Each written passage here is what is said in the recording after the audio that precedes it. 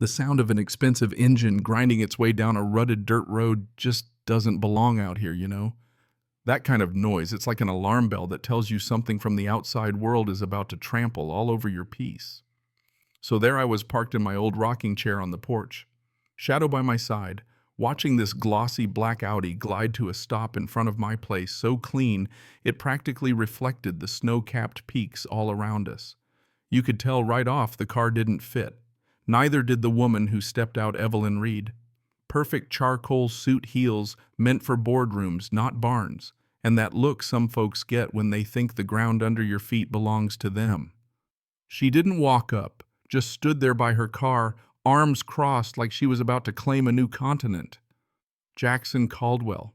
She called out, her voice slicing through the air, sharp-clipped, no warmth, like she was used to people just doing what she wanted.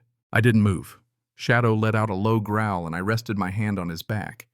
I kept my voice steady like I'd rehearsed this a dozen times. I believe we've said all that needs saying, Ms. Reed. My answer hasn't changed. This ranch isn't for sale. Never will be. She gave this little smile like she thought she knew better. Mr. Caldwell Athelred Holdings deals in practicalities. We've made you a generous offer. You could live out your days in comfort. I finally stood up, stared her down, and said, "My comfort's right here. My father built this house. My wife is buried on this land. There's no number you can throw at me that means more than that." I could see the annoyance crack her mask just for a second. She pulled a satellite phone out of her car, voice gone cold and hard. "You have 10 minutes to accept our final offer, or this escalates." She turned on her heel, got back in the Audi, and left me standing there in a cloud of dust and that ticking clock. I headed back inside, poured a cup of coffee. The dogs, Shadow, Ghost, Echo, and Fury, were tense, standing silent in the living room. 10 minutes, classic intimidation tactic, but I'd seen worse. I felt calm, the kind that settles in before all hell breaks loose. 9 minutes to go. And then the noise hit, not from the road but the sky, a deep guttural roar. My coffee cup rattled on the saucer. Out the window, a blacked-out UH-60 Blackhawk dropping down like a Predator rotor wash, flattening the grass. And just like that, the clock hit 0. 6 figures in tactical gear, fast rope to the ground, moving like they'd done this for real. They had. Then the front door my dad had hung 50 years ago exploded inward, and they were in, shouting, weapons raised. I just stood there, empty hands at my sides, heart pounding but steady. The team leader, a scar over his brow, eyes like someone who's seen combat, barked on the ground, hands on your head. But I didn't move. He glanced past me, saw the old photo of my unit on the mantel, saw the name Caldwell carved into the beam. Suddenly he wasn't just a soldier on a mission. He was a man recognizing a superior. His whole face changed. He snapped to attention, saluted, and his voice, shaky but reverent, came out muffled. "Colonel Caldwell, forgive the intrusion, sir. 10 years I'd been a ghost out here, just trying to disappear. In 1 second, that ghost got dragged back into the light. What happened next? Well, you could feel the confusion.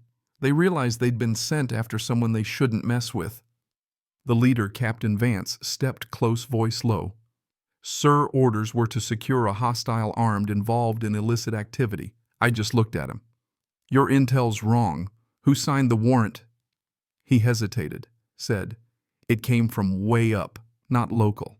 That told me everything. This wasn't about Evelyn Reed's threats, it was something much bigger. "Your men look like they could use coffee," I offered, trying to cut the tension. He shook his head, called his team off, and just like that they vanished, moving with the kind of respect that says you're not the enemy anymore. As the Blackhawk lifted off, I saw Evelyn's Audi parked way down the road. She was standing there, phone pressed to her ear, face tight with fury. She didn't just lose, she got embarrassed. She'd brought a hammer for a fly and ended up kicking a hornet's nest. The next few hours, quiet returned, but not the peaceful kind. It was the silence right before the next shot. Down the mountain, Evelyn was on the phone with someone named Sterling, her boss by the sound of it. "The asset's more than we expected. Extraction team aborted," she said. He didn't even sound surprised. "If force doesn't work, find his weak spots. Watch him. Squeeze until he breaks." I could feel the chill down my spine. After that, I went right back to basics, made coffee, swept up the splinters, tried to reset to normal. But normal had become a rare currency. Just then I heard a familiar sound, an old pickup rumbling up. Dr. Eris Thorne, county vet, and my only real friend out here appeared in the doorway. "Jack, you have a Black Hawk land on your lawn, or am I losing it?" she said, voice deadpan but worried. "Just a misunderstanding with a neighbor. I tried to joke, but she wasn't buying it. This about that company trying to buy you out?" I nodded. She shook her head, furious. "What are you going to do?" I looked around at the photos, at everything my dad built. "I'm going to protect my home." But I knew then I couldn't just play defense. In my study among books and old field manuals, I dusted off a satellite phone I hadn't used in years called an old contact oracle, my friend David Chen. "Nomad." "You're still alive," he answered. "I need to know everything about Athelred Holdings." "On it," he said. The first piece was moving.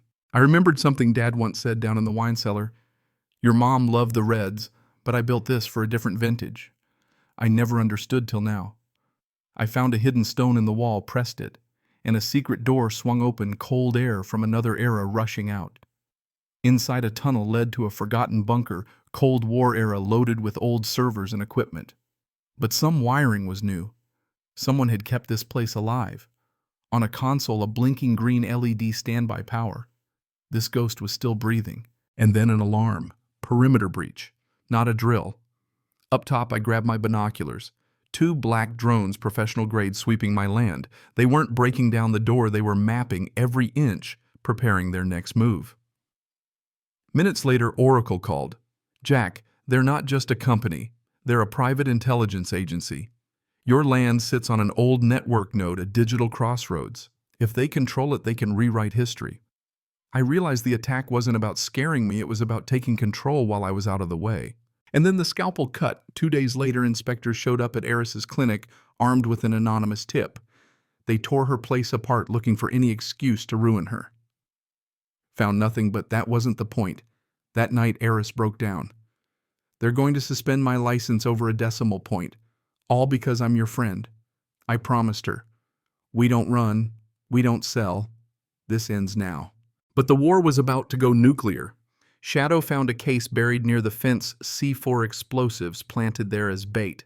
An hour later, a federal agent handed me a FISA warrant for a domestic terrorism investigation.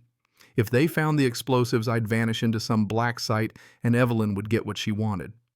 Standing on my porch holding that warrant, I realized they'd turned everything I once believed in against me. I went dark. Fired up the old bunker's systems, rerouted power, brought the old surveillance and sensor grid back online. Called in my pack, Shadow, Ghost, Echo, Fury, each with their job. I set traps, sound emitters in the barn mud patches, blackout tripwires. Then as twilight fell, I made 2 final calls. First to Oracle. "In 12 hours, be ready to catch what I send." Then to Captain Vance. "Stay off my mountain tonight." I was alone. At 2:17 a.m., the first sensor tripped. 8 heat signatures moving in Merck's rifles, heavy gear. They hit the barn, triggered the emitters, stumbled back, puking. The rest breached the house, only to get swallowed by darkness. Ghost and I moved silent, precise. One by one, we took them down, disabling, never killing, until the last team leader ran to the cellar, right into my hands. I made him call in asset, secured. Old man gave us no trouble. Evelyn arrived triumphant until she saw her men tied up and me at the kitchen table. On video call, Oracle gave her a little wave. "Checkmate," I said. Dawn broke with state police and FBI rolling in. Evelyn was arrested, evidence bagged, her private army hauled away. Next morning, Eris brought coffee and pastries, and we sat on the porch silent, watching the sun. "Is it over?" she asked. "This battle is," I told her. "The war, we'll see." A week later, a government sedan rolled up. General McKinnon, a ghost from my past. "The world's noisier every day, Jack," he said, handing me a folder. "This isn't an order, it's a request. We need people who can operate in the quiet places, on your own terms, right here." I looked out at my battered ranch, at the quiet I'd fought to keep, and knew the fight wasn't just for me anymore. Sometimes you don't get to choose the battlefield. Sometimes the battlefield chooses you. So, what would you do? Protect your peace or fight for something bigger? Drop a comment. Tell me where you stand on right and wrong, justice and power. I want to hear your story.